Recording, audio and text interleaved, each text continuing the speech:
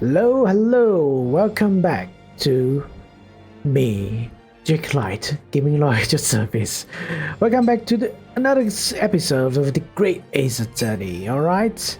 We're gonna be doing this second half, or final half, however you want to call it, the trial, end of it. We're gonna be ending the game soon, probably. Well, when I say ending, it's gonna take a couple more hours probably. This is the way of Ace Attorney. When they say final, it just means there's gonna be another final. There's gonna be a final. There's gonna be final. Anyways, let's continue. I hereby call this court to order as we resume the trial of Miss Gina Lestrade. Lord Von Zix, have you successfully subpoenaed the witness? The subpoena was delivered to the communication station where the man works immediately, my lord. However, the heavy rain has delayed the arrival of his carriage, it would seem. I see. And let us turn our attention to Inspector Gregson's presence of the case heard by the court this morning. The glaring omission of the third bullet in your report is a serious blunder, Inspector. Yes, I can only apologize, my lord. And although the defense chemical analysis of the blood at the scene makes for a compelling argument, I cannot permit such untried methods to be used as evidence in my courtroom. It's a big mistake to cross Hurley and me. A very big mistake. My lord, the subpoenaed witness has just arrived in the building. Thank you, officer. Show him to the stand without delay. Mr. Eggert Benedict. I didn't expect to be crossing paths with him again so soon, and certainly not like this. Alright, my life plan has my Ace Attorney life replenished. Thank you for complying with the court subpoena at such notice, sir. But of course, my lord, as an upstanding member of London society, it is my pleasure to oblige. Now, kindly state your name, occupation for the record. Ashley Graydon, Communications Officer. Mr. Graydon and I both work at London Central Communication Station. Now, perhaps somebody would kindly explain what all this is about? You were apprised of the situation by the court officer on your way here, I presume? Yes, I was. Something to do with the murder that took place at a pawnbroker's on Baker Street. And some nonsense about me having been there on the night in question. That is the accusation, indeed. This really is beyond a joke, you know. Very well. Without further delay, the court will hear your testimony now, Mr. Graydon. You will respond to the accusation made against you under oath. I missed that stupid JoJo pose animation. Gladly, my lord, gladly.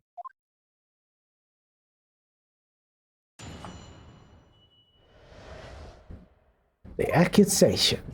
Naturally, I have occasion to make use of pawnbrokering services from time to time.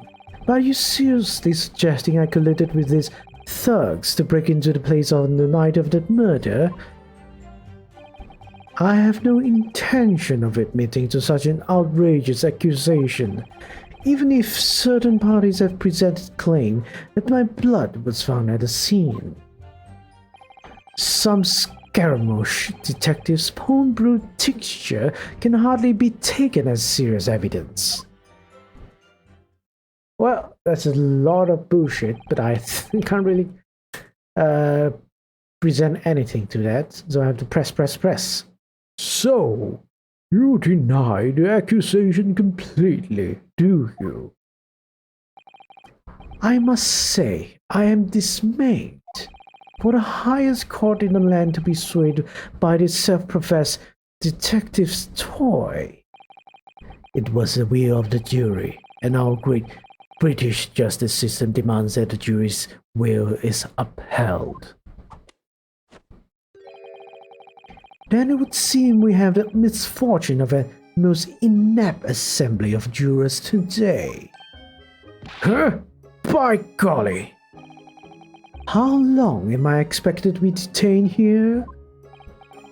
If following the defense cross-examination, your involvement in this matter has not been established, you will be free to leave immediately. Good. Then I shall be away in time for afternoon tea. Some small consolation at least. Let us not hold up Mr. Graydon any longer than necessary, counsel. Proceed with the cross-examination. So we meet again, Mr. Agate Benedict? Or is it Mr. Graydon? My apologies. You are... Ryunosuke Naruhodo, defense lawyer. We have met. If you say so, Ashley Graydon, enchanté. So...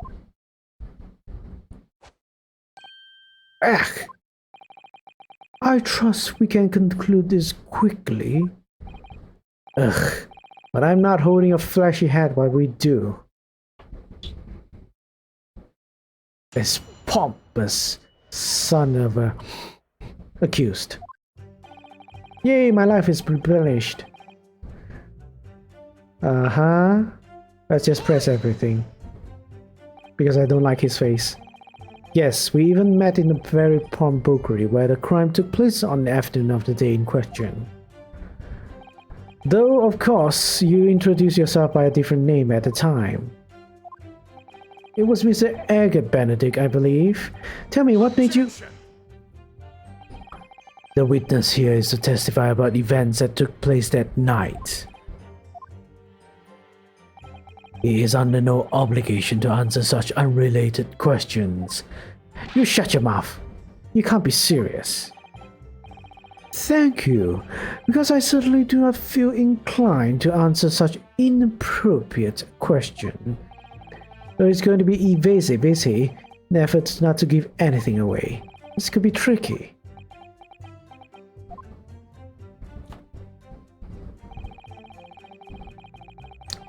Press. Have you seen these two men before? This pair? No, I don't associate with criminals.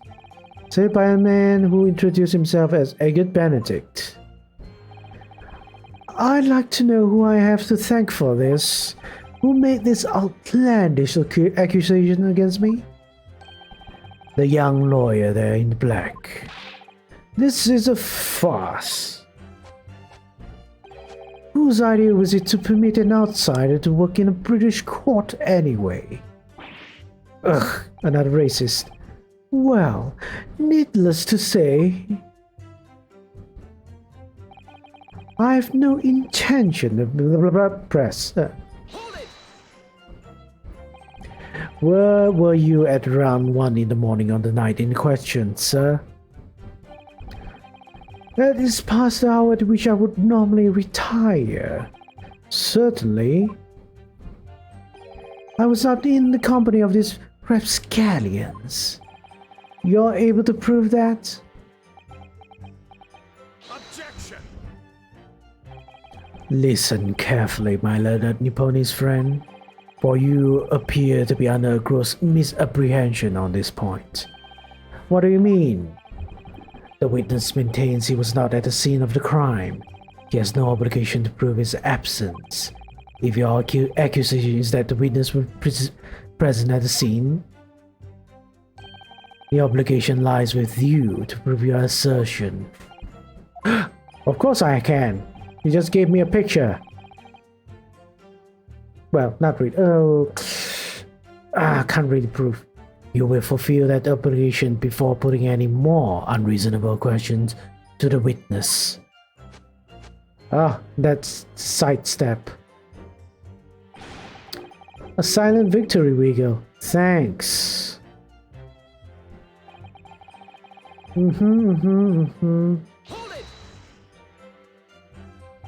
Blood was found at scene of the crime. There's no question of that. Mr. Sholmes' chemical analysis has positively identified the substance as such. But I am not the only human to have blood running through my veins, am I? How can you be sure that blood is mine? It could equally be the blood of one of these two miscreants. Every individual's blood has a slightly different composition, it seems. Mr. Sholmes' chemical is able to differentiate it, but spare me the science lesson. Who is this Sholmes character, anyway? Oh, I assume all Londoners would know the name. He's a well-renowned detective. So even you are unable to bring yourself to say great detective. A great detective, you say? Tusk. Now we're in the realm of fairy tales, aren't we? Excuse me. Excuse me? Do you have something to say about that, Mr. Skulkin? Eh? What, me? No, the Mr. Skulkin next to you. Right, I've had it with you. How many times have I got to tell you? Yes, I know, you're not big bruv Skulky.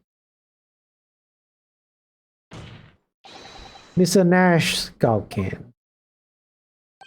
Hey, God blimey, Governor, you what? Is it not the case that when Mr. Graydon spoke, a thought went through your mind? Would you care to share that thought with the court? Hey, me thoughts? I don't have none of them. It must be him. You know what? Mr. Nash Skulkin, answer the question, please. What went through your mind when Mr. Graydon just spoke? Nothing. Honest, Gov, nothing. I was just thinking, if we waves his arm around like that much more, it opened up the wound again, that's all. Whoa, what wound? Well, he took the bullet, of course. It was only 2 days ago. He ain't gonna be healed up yet. So I was, well, you know, I was worrying for him, and... else bells! Mr. Graydon, did you hear that? What? Your comrade is worried about you, it seems. Oh, you're full of sass right now, Ryunosuke, on account of your injured arm. My lord. Yes, Mr. Graydon? I have no idea what these two wretches are talking about. Certainly, I shouldn't be expected to answer anything in relation to their mindless insinuations. We know that some other than the victim was hit by a bullet at the scene of the crime 2 nights ago. And from the height of the bullet hole in the wall, that person was likely hit in the upper arm or thereabouts. Perhaps you'd allow a court official examine to your arm, sir? Left arm that you're currently clasping with your right hand as if in pain. No, I refuse. You have shown no evidence whatsoever that links me to these common thieves. Accordingly, I am not obliged to permit any such invasion of my privacy. Is there a private right to privacy in such a situation? As I've already said, I'm completely uninvolved in all this. I've never had anything to do with pawnbroking where this fellow was killed whatsoever. I take offense at the insinuation that I was in any way involved. You claim to have nothing whatsoever to do with Mr. Windybank's pawnbrokery? My lord, The defense would like that last statement to be added to the Mr. Graydon's formal testimony. Very well, counsel. Continue with your testimony, Mr. Graydon. Yes, trapped you. Blah blah blah blah blah. Let's present this. No, wait, we don't have that picture? Wait, we don't have that picture, god damn it. The bottom line is I never had anything to do with the pawnbroking establishment where the man was killed.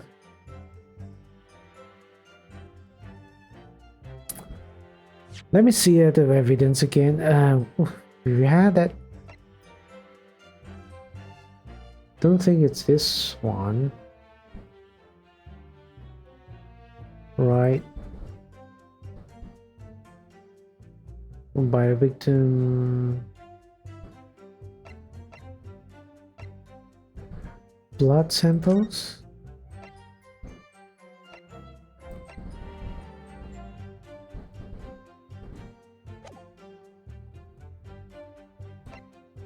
Gilded case? No. Today's paper? No.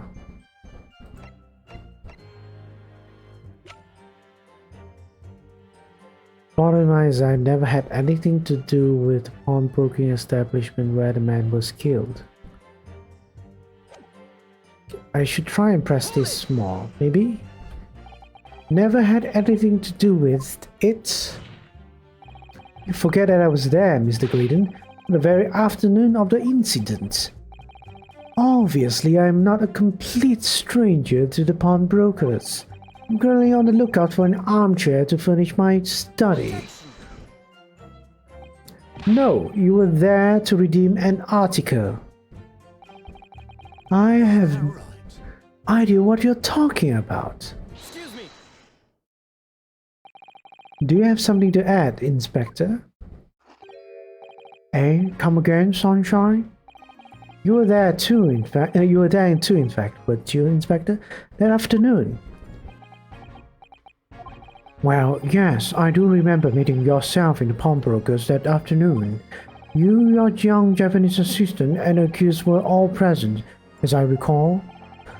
And at that time, this witness, Mr. Graydon, was trying to acquire a particular article. Well now. You want to keep your mouth shut for some reason? I'm afraid I don't remember too clearly. What? But you must. I'm not going to lie and pretend I remember something I don't. What's going on here? Grexy showed us a picture before, did he? You know, from the cameras that Hurley installed in Winniebank's? Yes, of course.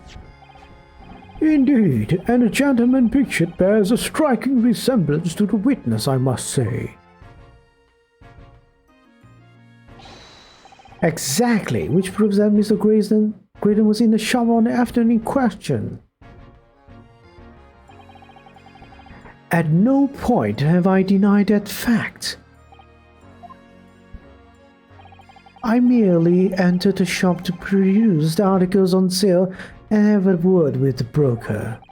Nothing more. Yep, Gregson has some dirt, apparently. This makes no sense. I understand why Mr. Graydon might be trying to cover his tracks. But why would Gregson be hired trying to avoid giving testimony about what happened?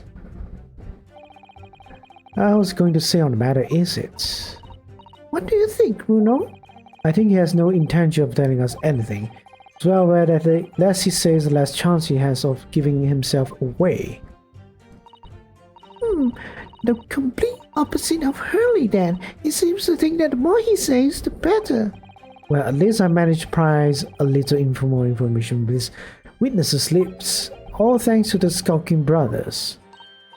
Yes, they were the key to it after all. So he says he had nothing to do with Winniebanks. Well, we know that's not true. Perhaps now would be a good time to have a proper look through the court record.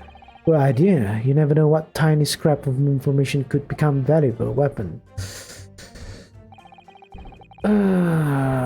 Did I not?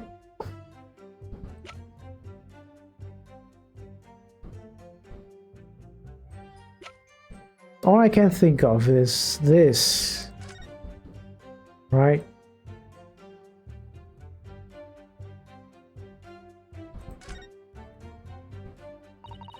Or me gilded.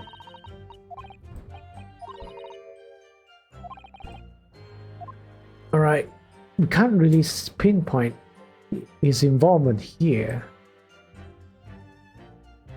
Has anyone started to mention this though?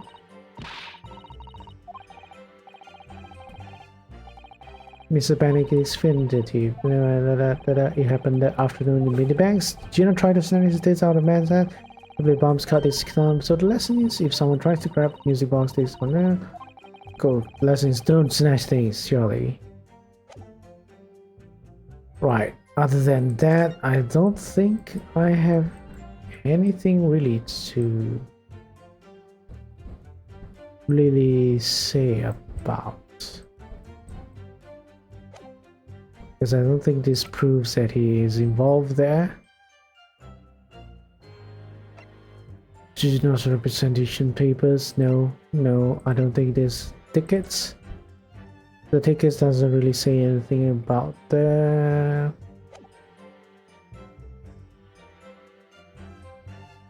Mr. Mason. This is just some random ticket, right? Appears to have used the bank of this program to write some registration ticket. But as he ran out of paper, so he was using it. Hard to tell what's the front and what's the reverse side.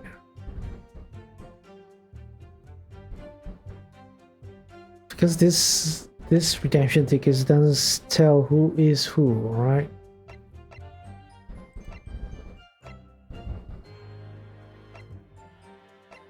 The only thing I can think of is presenting that disc, this morning's paper, which contains an article about government secrets being leaked from. Let's say, I don't think is it as well. Picture, no. Paul, no. Winnie Banks got no. Scullion Brothers, no. Photograph, no. Yep, the only thing I can think of is this, the music box disc, which I'm gonna try and present. But let's see, if we don't pursue our... What happens if we don't pursue Rexon? Alright, I'm gonna just do this. Is that right? Sorry? You must be confusing me with somebody else. I wasn't there for any such purpose. But the redemption ticket? It won't get you anywhere, Runo. Iris, what do you mean? Mr. Windybank never wrote the names of his customers on his redemption tickets, so he can't prove that ticket was his. Ah, of course, she's right. I'm afraid you're going to need to produce some irrefutable evidence here, otherwise you'll never admit to being there. Irrefutable evidence. Right. I've crossed out all the possibilities in my mind. I think it's it. That's the disc.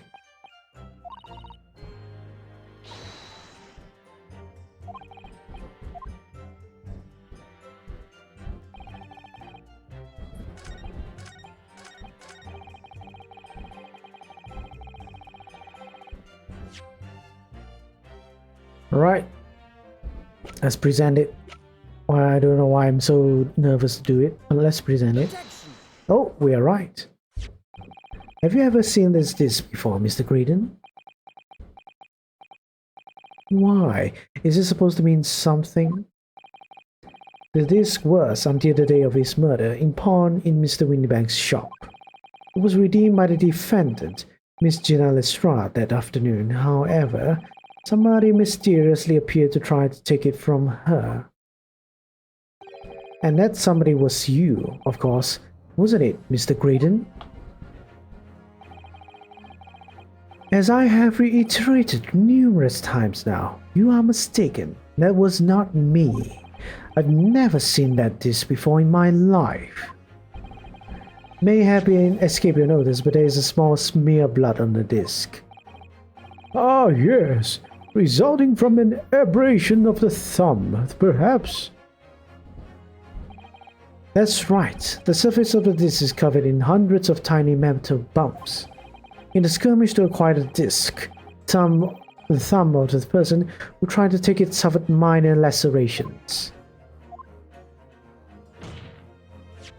So, while this bears the remnants of that skirmish in the form of this smear of blood, the thumb of the person in question must bear the remnants also, in the form of scratch. Good gracious, indeed it must. Well, the thing is, the very easy way to counter is, I could get this scratch somewhere else, right? You could always say that. Mr. Graydon, you refused to allow a court officer to examine your arm before. Are you not going to refuse to allow us to examine your thumb? Because I have no doubts that it bears a small scratch, consisting of a smear of blood on this disc. Ugh, my thumb! It's also my privacy. Well, well. It would seem I underestimated you. What? What is the meaning of this? So you admit now. You admit you have a scratch on your thumb from when you attempted to take the disc from the defendant.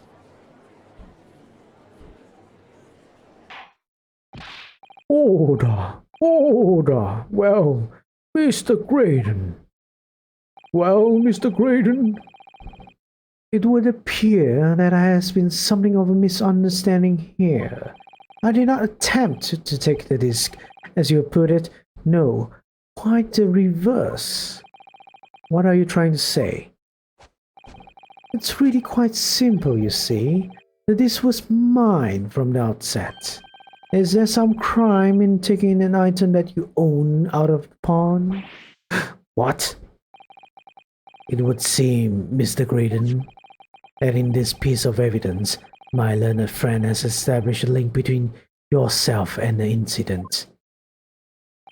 Accordingly, you will tell the court everything you know about this disc now. As you wish. Though I'm quite sure it has nothing whatsoever to do with the pawnbroker's murder.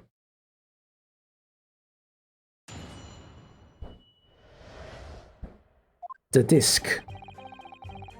There's a note on this disc saying for McGilded, but the item belongs to me. The redemption ticket was stolen from me by the accused, that filthy Gartling, on the date in question. I proceeded at once to the shop in order to explain my situation and redeem my article. In the end, of course, the disc was taken by the police. In other words, I have absolutely no reason to break into the shop later that same night. Did I hear you correctly, sir? McGilded, you say? The famous London philanthropist, who perished in this very courtroom 2 months ago after being acquitted of a distinctly messy murder. Yes, my lord, the one and the same. Good lord, Mr. Graydon, are you saying that Mr. Gilded and yourself were acquainted? Yes, that's correct. I think I'm beginning to see the connection right now. Order. Well, I certainly didn't expect to hear that name uttered here in my courtroom again. According to what Gina told us, this disc was placed in pawn on that fateful night 2 months ago. McGilded himself gave instructions to deposit it at Minibank's. It's funny that Mr. Graydon here is claiming that this belongs to him then, isn't it? In all likelihood, he's lying. He appeared that afternoon at Winniebank's in order to get his hand on McGilda's disc for some reason. Counsel, you will commence your cross-examination, please. Alright. Right on time, because we're gonna end this episode here. I'm sorry, we're out of time, alright?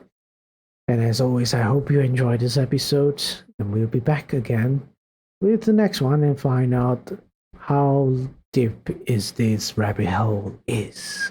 Alright?